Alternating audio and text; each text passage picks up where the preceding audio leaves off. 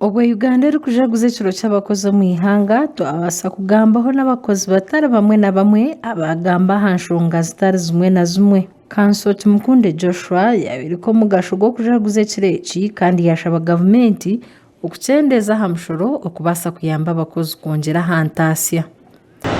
Abakozi nizo barukuru munonga kugira ngo abakozi bine challenges ngashimire zo kubateganisa munonga. One, noshaka umukozi nakora mukasite kubona kuyakora gatwarwa imishoro bya mushoro kiyongera.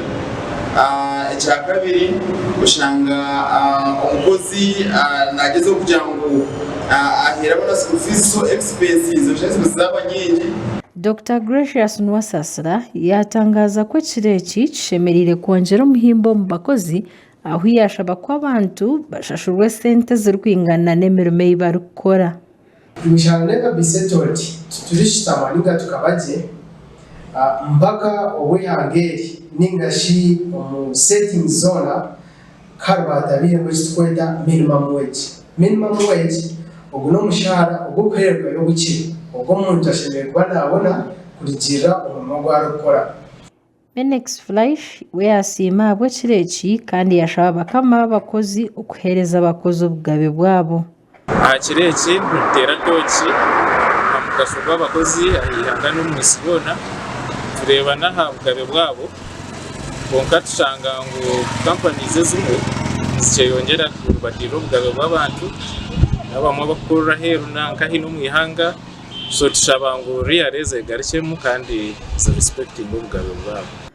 Kahij Augustus yashaba abavugi okukora n'amani okugira ngo nabo batunga akasenta kabo betungure.